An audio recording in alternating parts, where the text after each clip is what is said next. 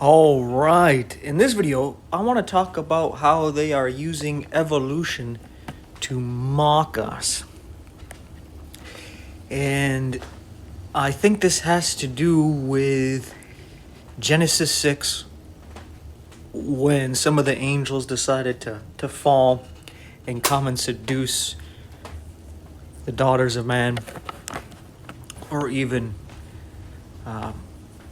take them from their fathers in marriage, or the mingling of the animals with man, as it says in Genesis 6, that all flesh became corrupted. And we see this again in Sodom and Gomorrah, where the people of Sodom wanted to mess around with the angels sexually, as we read in Genesis and in Jude.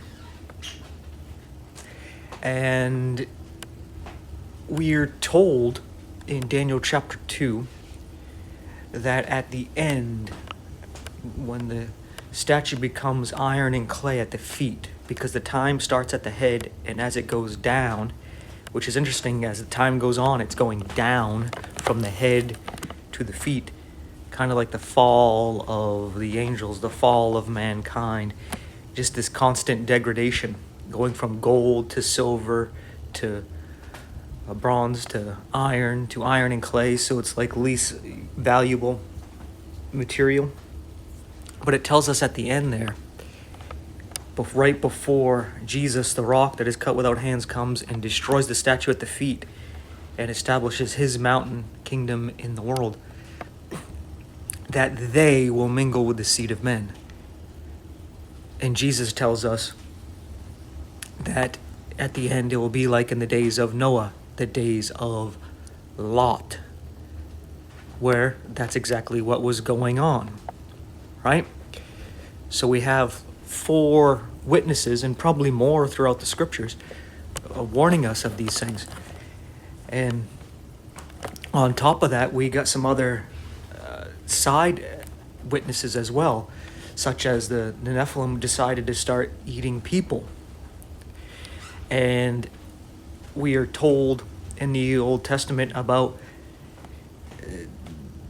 at the end, the time of Jacob's trouble, they're going to be eating the flesh of God's people, filleting them, and actually gets a little bit descriptive of how they chop up their body parts and cook them up. And we know that makes sense in a time of famine, that cannibalism is usually something that results. So there's nothing new under the sun. What has happened will happen. And that is that, right? So how is evolution mocking us? Well, we read in Genesis about how there is Satan's seed and the woman's seed, right? There's a seed from God, and there's a seed from Satan. Now, this is something we need to take into consideration. God created all of the animals, right? And then last of all, he creates man, but he creates man different. He creates man in his image and likeness. And Adam is considered the son of God. So he's distinct from the animals, right? Now the serpent, which is an animal, then mingles with mankind through Eve, and then through the fall in Genesis 6, and then another attempt in Sodom and Gomorrah. And we know at the end they're going to be trying to do the same thing, that man was mingled with animal, right? Which is interesting, because we are told of these angels in heaven that surround God, called the cherubim. And we're told about 4 of them, right? And we're told that they each have a face of a man, the face of an eagle, the face of an ox, and the face of a lion. right?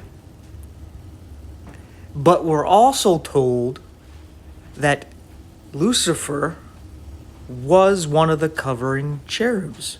So he was a fifth one. And he most likely was representing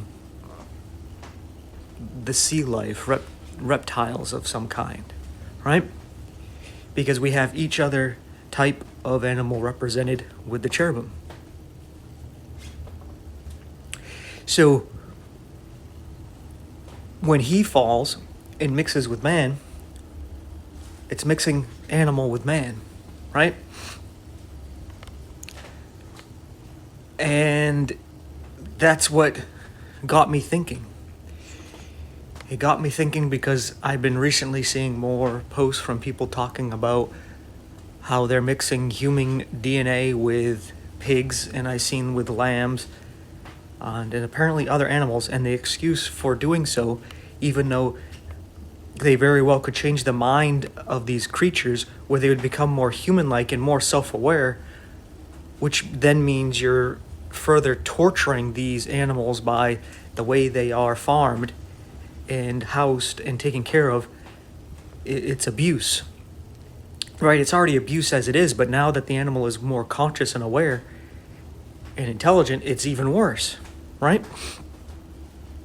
And their excuse for doing this is to be able to harvest organs if needed. So it's like a step below actually cloning people, because that would not be morally good to do. Like clone yourself and then you got a conscious version of yourself that you just harvest for organs. That is very cruel, right? Very cruel. But mixing human genetics with animals is really not much different, right? But that's the thing. An animal wouldn't be able to speak, right? It wouldn't be able to let you know that it has actually some kind of intelligence and is in pain and suffering. It can't tell you that, right? So they can hide the humanity of it behind a muted animal, right? And what has been popping in my mind lately is this show. You might notice this picture down here.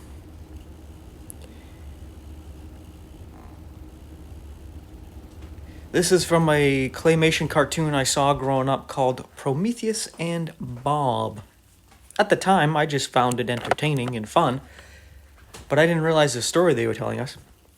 Because Prometheus, in the Greek and Roman pantheon mythos, is someone who came down to help man, to give them fire, right? And this is supposed to be something that helped mankind and benefited them, right? Giving them light, right?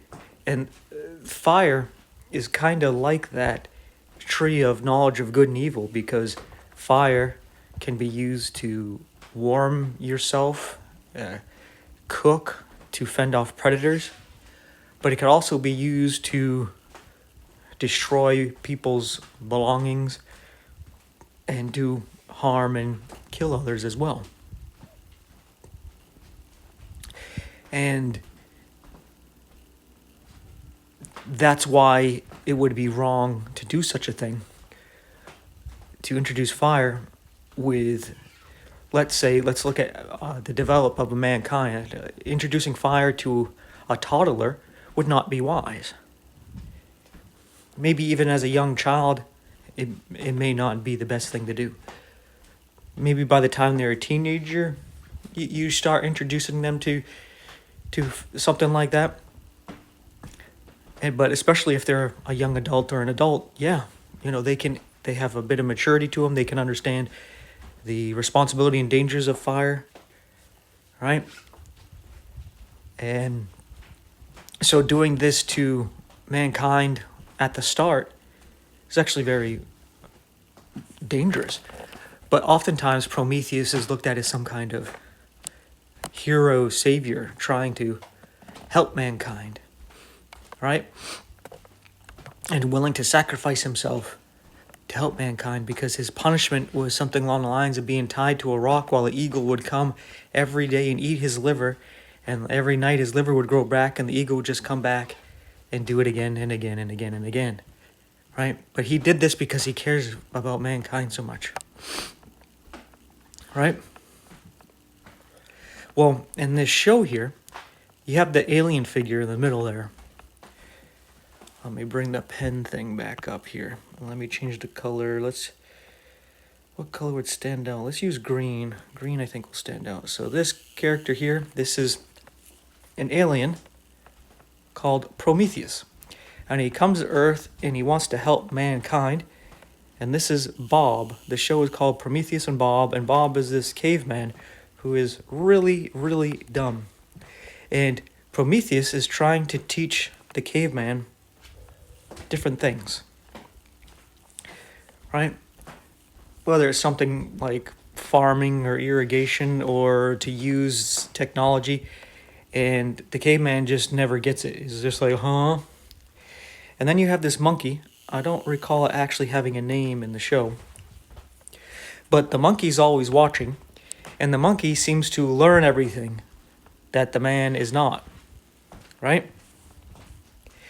The monkey learns all the little gadgets and how to do everything, and even sometimes turns it on Prometheus to annoy him and antagonize him and all that, and mess up his plans, right? And I was thinking here, this is mocking, and it's tying in the whole evolution thing, because the whole thing about evolution is that there is no mediatory link between apes and man, because apes are quadrupeds, as in they walk on all fours. They're able to stand up on two legs, but that's not how their skeletal structure is set up. And they don't walk out too well on two legs, but they move fairly well on all four. And their arms are longer than their legs. They grow hair on their back, but not their chest. They can breathe through their nose when they eat. There's all kinds of vast differences between them and a man, where there's no transition from ape-like creatures to man, where all of a sudden they're bipedal, standing straight up. They can't breathe through their nose when they eat. Their legs are longer than the arms. They don't grow hair on the back, but on the chest, right? All these things that are vastly different, we don't actually see any transition. So there's people who would say, well, it's not God, there's aliens. Aliens came and seeded mankind and made this jump, right? And of course, they've already planted that seed through a show like this, when some of us were children, called Prometheus and Bob, where aliens seeded mankind. They mixed themselves with mankind. It's just a story of the fallen angels, right? Where they want to take credit for creating mankind. And I've actually seen something like this in a movie recently called Nefarious, where this guy in prison is being interviewed who is claiming to be possessed by this demon, and the demon is talking to people through this prisoner. And one of the things this demon says is that God made us in his image, but then they recreated us in their image. Right? What does all this got to do with anything? Well, I was thinking about the blood types. We have Rh positive and Rh negative. The Rh in the blood represents rhesus, from the rhesus monkey, which we actually see in this show, right? And it's shared among all the monkeys and apes there, and with most of humanity, right? So you can say, oh yeah, see, they're all related. But I think this is a corruption of man mixing with the fallen angels, with animals, because they wanted to make man more of an animal, and explains why a lot of people really easily give in to their animalistic nature, where they're either alpha or beta. So if you're not going to be top dog, then you better be submissive to the top dog, right? They act like animals in creating these hierarchies, and they're not able to walk with people as equals because their mind doesn't work that way. It's either I'm on top or you're on top, and if you're not going to take charge, I'm going to take charge, right? And it's just like, that doesn't have to be that way. Why can't we work together and be equals, right? Because they give into that animalistic mindset. And society is feeding that more and more to be more like that, and more just thinking about yourself and your own pleasure, and just thinking about getting a better social status, more money, more sex, more food and toys and resources for yourself, and who cares about everybody else, right? Because they're getting you caught up in this animalistic mindset, which is probably because this guy here, the fallen angel, mixed man and ape, and then they mock us through evolution, saying, oh, man evolved from apes, right? You're not made in the image and likeness of God, because they recreated us in their image, mixing us into the animalistic kingdom, which explains why we have this animalistic nature that doesn't seem all that divine or godly. It definitely seems way more animalistic, even though we do have this something within us that Gnostics would grab a hold of and build a whole false doctrine off of, where they'll call it a divine spark that you have to nurture. Kind of like Native Americans will talk about, there's two wolves inside of you, like an evil one and a good one. And whichever one you feed is the one that's stronger and dominates, right? So you got to feed the good wolf and starve the bad one.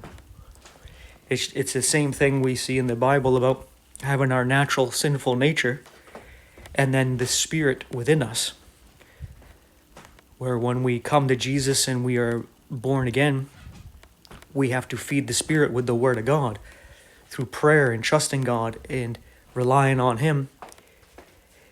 And that's completely against the animalistic nature, where it wants to do everything itself and take care of itself and put the work in. And it wants to see, where faith is walking by exactly that, faith and not by sight, right? Well, the animal doesn't necessarily go by faith at all, unless it's faith in itself and its ability to find food, get food, find mate, have babies, right? It's not really thinking about trusting or anything like that. It's just going by mostly instinct, right? And yeah, so I was seeing how evolution is something they're using to mock all of us by saying we evolved from apes, mocking God, saying, oh, they're not created in your image and likeness anymore. They've been corrupted, by introducing the Rh positive, which then becomes a dominant in the blood, so that if someone with Rh positive mixes with somebody with Rh negative blood, the child will be considered Rh positive. Because let's say the father, or let's say the mother is A positive and the father is A negative. Well, the child will get an A from the father and the mother, right? But one will be positive, one will be negative for the Rh factor. But when the test goes, all you see is the positive from the mother. So then the child would be considered Rh positive, right? It's the dominant gene, right? And that's just like the animalistic nature, right? It doesn't want to be equal. It definitely doesn't want to be below, but if it has to, it will. And it wants to be above, right? It wants to dominate because it doesn't understand how helping one another helps ourselves. Climbing on everybody else to get to the top is only something that it gives a temporary dopamine hit, a temporary adrenaline rush, and excitement of being the top dog, right? But it takes a long fight to stay up there, and eventually it crashes everything down because it's not a sustainable way of life, right? But that's where we get this whole capitalistic mindset. It is basically animalistic. And you may be bashing communism right now, but all the forms of communism are basically still capitalism, just repackaged, right? Because in capitalism, you got a small percentage of the people, like you see in America, like 1% of the population has something like over 50% of the wealth of the nation belongs to just 1% of the people, right? So the rest of the 99% of the people have to divide the rest of the 50% of the wealth of the nation, right? That's what you get from capitalism, right? You get that triangle everybody throws up from the secret societies, right? But you get that same thing in the communist structures, because the only difference is that whoever is in the government, they are the 1% and they get to control all the resources. So of course they make sure they get plenty of the resources with their family, and then everybody else shares the rest. So it's the same system, they just repackage it. Both have this government structure of just a very few get control of all the wealth, and then everybody else shares it. Just communism may be a little bit more honest about it in that sense, right? But it's basically just the same thing, just like the left and the right in politics, Democrats and Republicans. Basically the same thing, slight differences, but it's just as much different as your right hand is from your left. It's still a hand, even though they're a little bit different, right? Just a little bit. Or what have you. But anyway, that is that for this video. Hope you think about it. Thank you for your time and attention. Take care, and I'll see you in the next one.